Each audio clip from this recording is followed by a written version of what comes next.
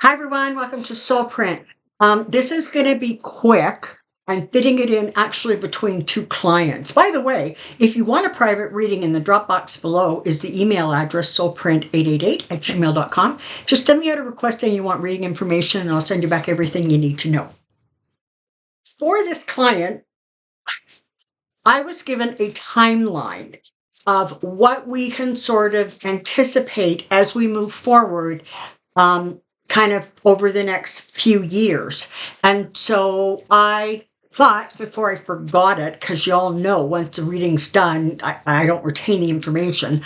Um, Before I lost it all, that I would share it with you. Okay, so here we go.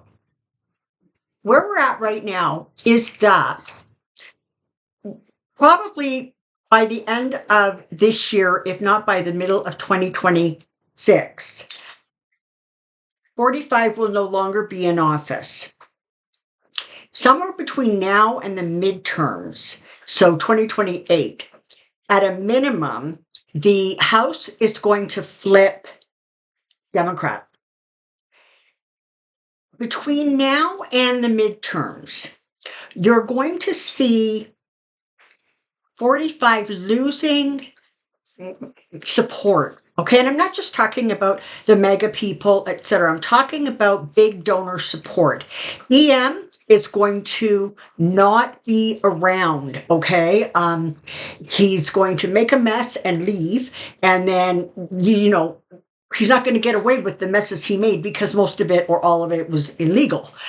But he's in for a very, very bumpy ride, because what you're going to see is those big donors that really supported 45 because they wanted the tax cuts, they wanted, to be mingling with the upper echelons of political power. They're going to continue to recognize that it doesn't help them if they get big tax breaks if their companies completely bottom out, much like Tesla is right now. Okay, so what you're going to see is them quietly backing away. All right, it's not going to be big, balloon announcement saying we've decided the guy's a clown, but they're going to be pulling back and pulling back. He is going to continue to lose support within his own party, because those politicians are going to be like really, really tired of getting hammered about supporting him, supporting EM, supporting the cruel and illegal and ridiculous policies that are going on. So between now and the midterms, you're going to see some real significant shifts. He's going to lose support. I'm not convinced that he's still going to be in office, but as of right now, it feels as if the Republicans will still hold the Oval. I know we don't want that, but that, as of the energy today, that's what I'm being shown.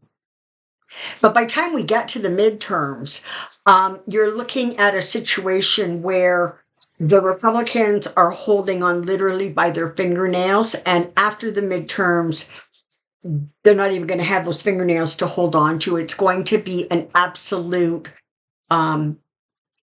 it's going to be an even bigger replay of what happened during the midterms with 45's first midterm, right? That where it was just, the red was just obliterated by blue. This is going to be even bigger, because what you're going to have now is a lot of those people who voted red are not going to be doing that in the midterms, because by then the damage, the harm, and the hurt are going to have affected them or those they love. And so they're going to be pulling back. So what you're seeing is the Republican Party really, really just sort of internally crumbling over the next 18 months or so. Following that, you're going to see sort of a shifting in attitude. Now, I spoke in the last video about how, these things are circular, right? And they take time, right? Whether it's astrologically speaking and a planet moves into place, or you're simply trying to implement something new. You don't go after stuff with a chainsaw, right? You do it systematically and slowly so that mistakes aren't made, so that people have a chance to adapt and adjust, get new programs in place, whatever it is. So you're going to see some shifts and changes, but they're going to be either the really dramatic ones are going to be corrected and a cleaner version is going in. So I'm kind of talking about, for example, where an area, for example, where there just might be way too many, people doing the exact same job, where that's going to get streamlined and those resources are going to go to another part of that department, division, program, whatever.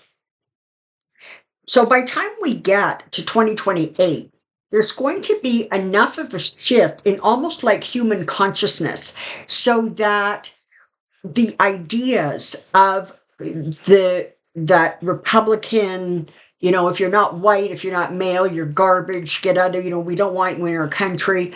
Those feelings and attitudes are going to have started to shift and diminish. And so there's going to be an increased energy in terms of just, a more united sort of, not just the United States, but world, where over the next 3.5 years or so, you're going to see where more and more there is an understanding that we're all floating around on this rock together, and we should probably try to figure out how to get along. All right. So, by the way, they're telling me Putin's not going to be around, so we don't need to worry about him. Some of the really firm oligarchs and dictators are going to just not be in office anymore for whatever reason, and however that happens. When we get to the election of, okay, so you've got 2028, then you've got midterms in 2030. By that time, like normally those midterms really impact negatively the party in power.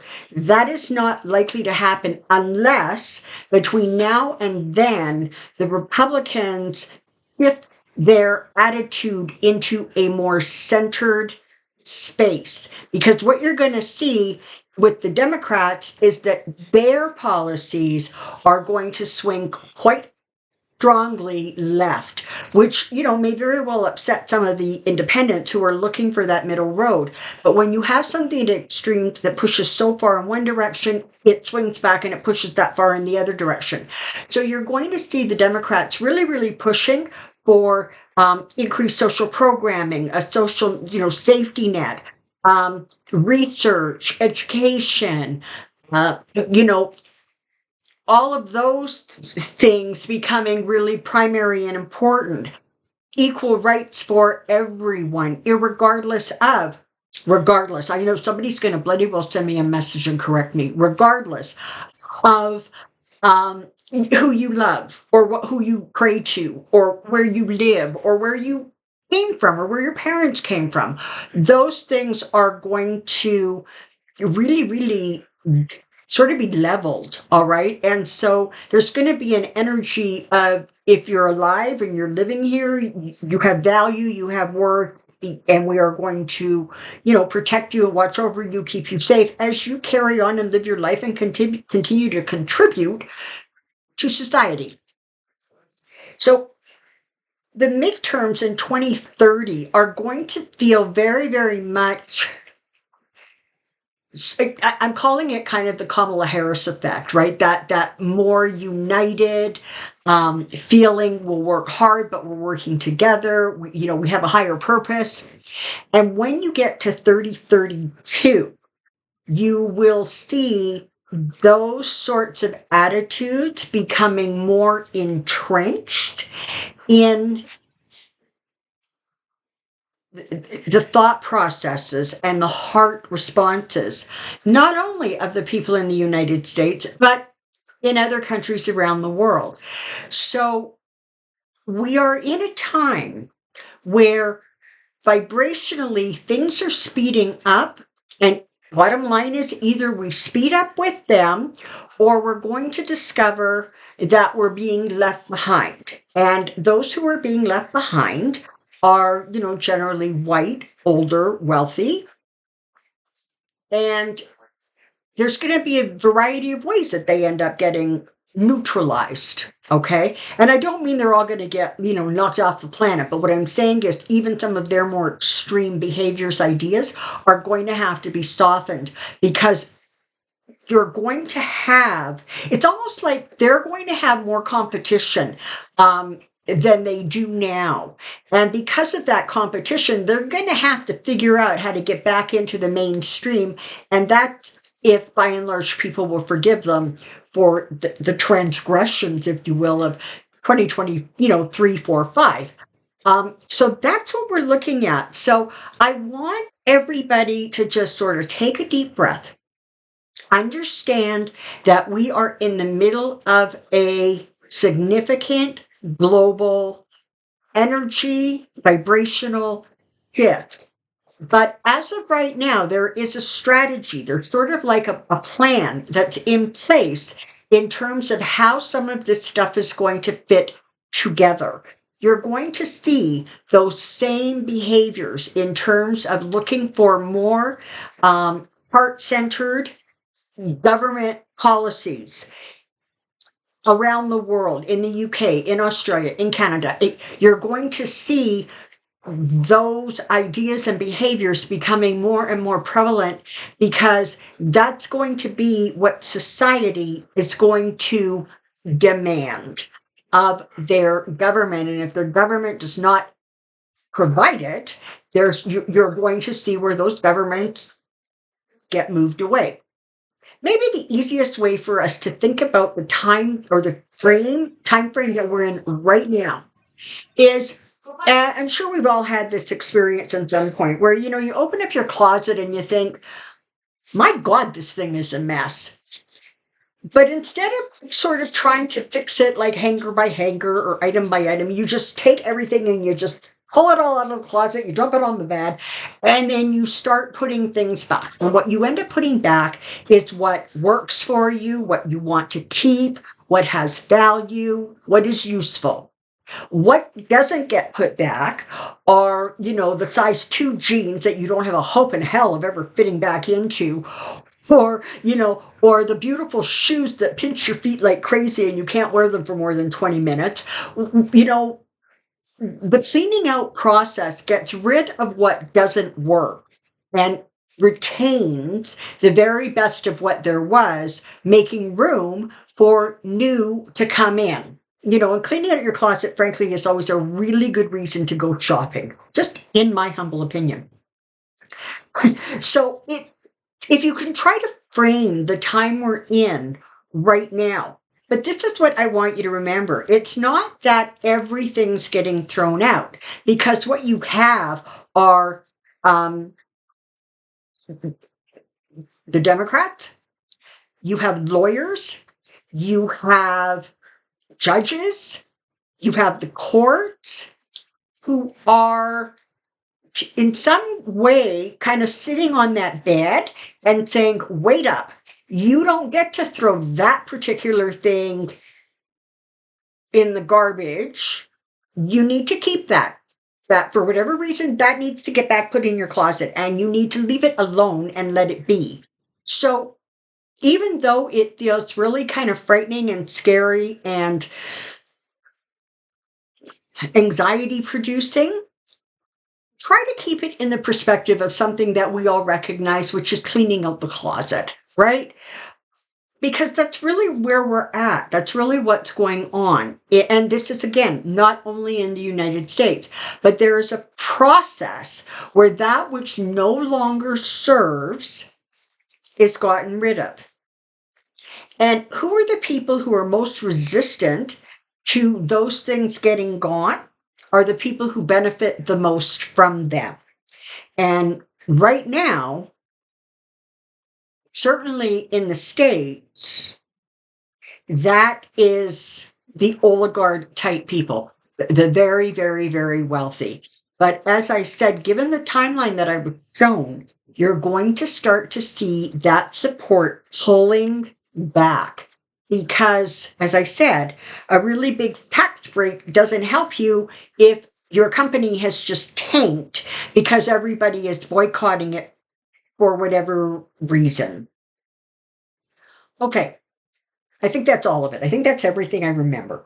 So breathe, trust that this is a process that is in keeping with the energy that is coming in, frankly, and the energy that is leaving. And remember what I said in the last video. This isn't about learning lessons. This is about consequences to choices and allowing for the opportunity for wisdom and understanding to be gained. That's where we are. That's what's going on. I hope you find this helpful and comforting. Please put your questions for Pendulum Friday in the comment section below, and I will see you on Friday. Until then, take care and be well. Bye for now.